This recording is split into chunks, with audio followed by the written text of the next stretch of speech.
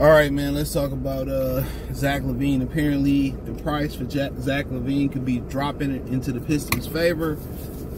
As of right now, they said they want Bojan Bogdanovic and one of the core pieces to the Detroit Pistons, Dern, Cunningham, Ivy, or Thompson.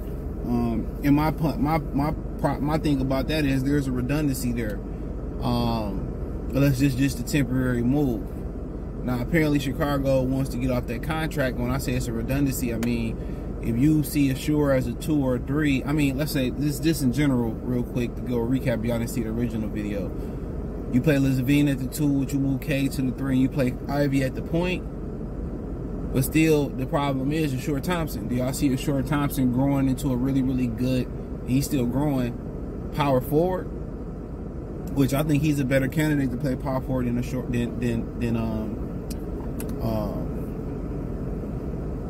Isaiah Stewart. That's just my opinion, right? So maybe in a different universe you might see that, or is it temporary where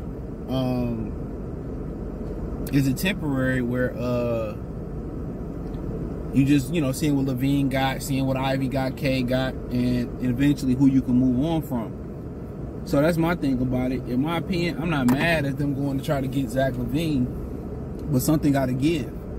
And this stuff going around the city now, and where, people saying, well, the team is better without Cade Cunningham, and they look better with Jaden Ivey. And I think you still haven't seen the best of Jaden Ivey. And I can say that about Cade Cunningham as well, too, because Killian Hayes and Isaiah Stewart kind of being in rotation, it limits the offense. Bogdanovic being back, it gives you a kick, but those two guys limit the offense. What I mean by that is Cade is playing 1-on-4. Before Ivy gets into the lineup, he's playing 1-on-4. So when you playing 1-on-4, it's an issue. Now people point, well, they got better ball movement with Cade not on the floor. They seem to be sharing the ball better, moving the ball better, seem to have a better flow to the offense. And I'm going to speak more on moving on from Cade Cunningham as well, too, because guess what? Remember, the Memphis Grizzlies had a great record when Ja Morant didn't play for them, and then now he's gone, and teams can actually game plan for that team.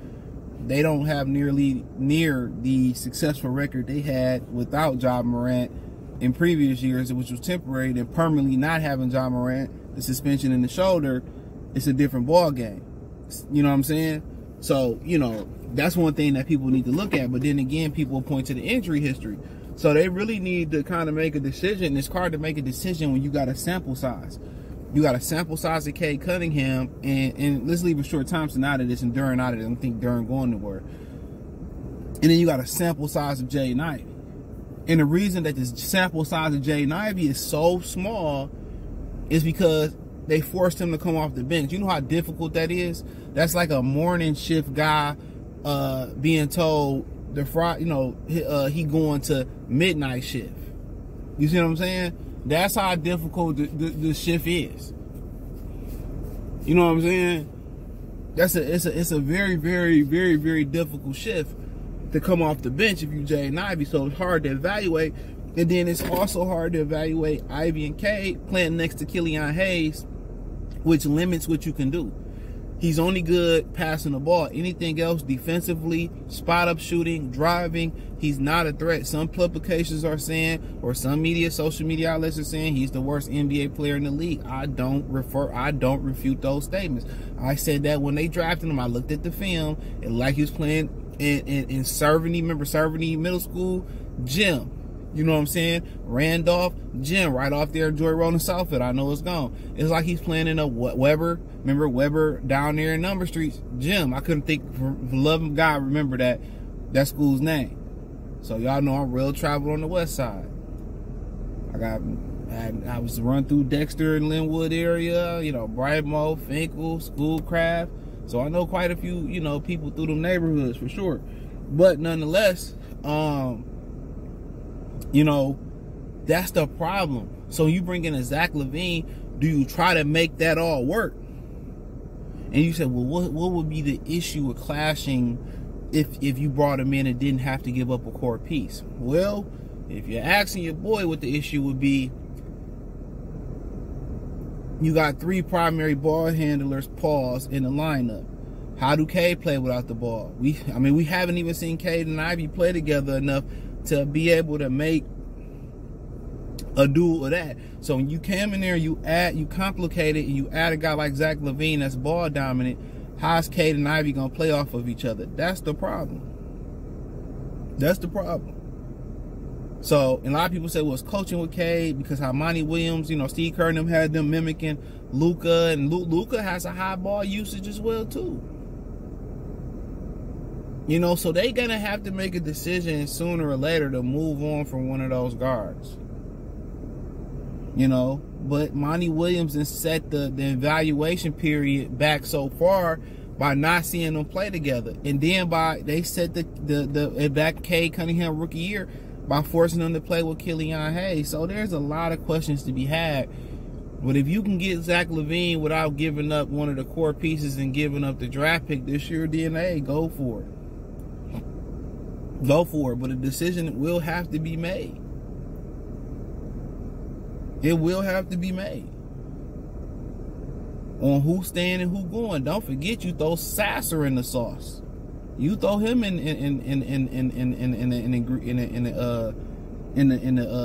the recipe. I mean, somebody got to move on. If I had to be a betting man, and Monty gonna be here for the long haul, you go with Cade and Zach LaVine and let Ivy go, because it's hard to let somebody. I mean, I'll tell you this. Most people got in their mind they don't like a particular person or they don't like your game. Man, sometimes it ain't nothing you can do to get back in the good graces of somebody. Now, if somebody like you from the beginning, you fall out the wheelhouse with them, whatever, or y'all fall out, y'all can get back together because, or y'all can be friends again because there was something there. There was a bond there before, but it was never a natural bond between them. I'm just saying, let the kid go somewhere else and grow. Now, if they want to make the determining factor that Cade Cunningham can't stay healthy, that maybe he may not be what's best for this group, which I don't think is a fair assessment. With him, dominating the ball, we're going to run with Ivy and Zach LaVine and the Short Thompson. Hey, so be it. So be it. But to be honest, they need shooting. You get shooting. You get shooting with Zach LaVine. You get them for a low price, and then you just, you build around. Really, what you really building around right now is Duren, because you don't know what you're gonna do with Ivy and Cade Cunningham. You just don't know. That's what complicates the situation. That's what truly complicates the situation. Just my humble opinion. The last half of the year, man, especially if they don't make no trades, which I'm fine with that too. Monty should see what he can do to get the most out of them. Get the most out of those two. See what you can do. See what you can draw up. See how well you work together.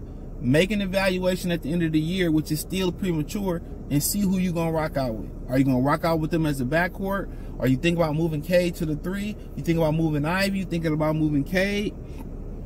They need to find out how they can fit together. We know how Killian fit with Ivy, how Killian fit with Cade. It's not a fit.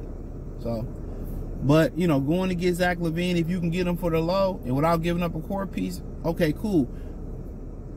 But the messed up thing about it, and then also he has an ankle injury, so he may not play for the next week. Which basically, if Chicago wants to get off that contract as soon as possible,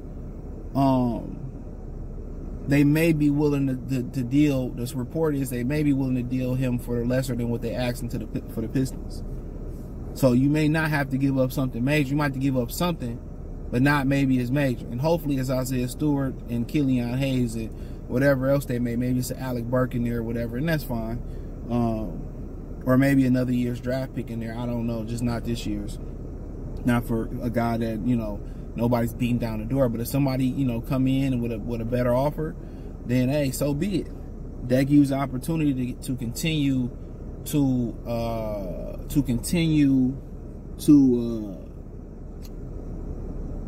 experiment to see what you got with those two in the backcourt. And I think that's probably the last thing you want to see coming down the stretch run in the NBA season. You want to see how Cade and Ivy is going to operate together, and can it work? Do we have to tinker this? Do we have to do this, that, and the third? So That's just my opinion on it. If the price is right, you know, it's too right, you go ahead, you add the talent, you worry about making the necessary movements around there. But there are questions about Cade's availability, and there's questions about, you know, him stagnating the ball in Detroit and them being more of a fluid offense without him. They got something to do with coaching. They got something to do with just him as this DNA as a player. You know, I don't know. That's something that, you know, Monty would have to figure out. But man, let me know what you girls and guys think. Check out Detroit Lions Talk check out Detroit Pistons Talk playlist. Thumbs up the video, share the video, subscribe to the channel. The subscribe button is the bell icon button. Hit all notifications, increase your chance to get notifications. We go live or drop video. Financially, want to support the channel? Cash App $CJGood313, Venmo CJGood313, PayPal link in the description. Hit the link tree. Find me on Twitter, Instagram, Spotify, Anchor, Cash App, Venmo, PayPal, Apple Podcast, or Spotify and Anchor only. Appreciate the love and support. Peace.